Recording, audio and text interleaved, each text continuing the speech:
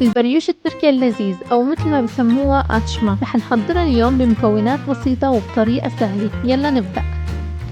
للعجينة بحتاج كوب مي دافئ، ملعقة وسط خميرة، 3 ملاعق سكر، ملعقة كبيرة حليب بودرة، بياض بيضة، وصفار بنتركه للدهن، ملعقة فانيليا، ربع كوب زبدة، ونخلط المكونات السائلة مع بعضها منيح. بضيف فوقن 3 أكواب طحين وملعقة صغيرة بيكنج باودر. بنخلط المكونات في الأول بالمضرب اليدوي، وبس تماسكت العجينة بنعجنها بإيدينا لمدة 5 دقايق، وهيك لازم يكون قوام العجينة. بحطها بوعاء مدهون زيت وبتركها ترتاح ساعة. وهي العجينة بعد ما ريحناها بقطعها ل6 قطع متساوية، وبكور القطع بهالشكل وبحطن على جنب. باخد كل قطعة كورتها وبفردها بإيدي بهالشكل، وبضيف لها ملعقة صغيرة زبدة، وبحاول رقها قد ما بقدر. بعدها بقطعها من الوسط بس ما بقرب على الأطراف بهالشكل، وبلف العجينة بالميل وبسكر الأطراف مع بعضها لأحصل على شكل دائري. وهذا هو الشكل النهائي. وبصفن بصينية الفرن على ورق الخبز، وبدهن وجههم بصفار البيض والحليب، واختيارين بنرش على وجههم سمسم، وبتركن يرتاحوا ربع ساعة قبل الخبز.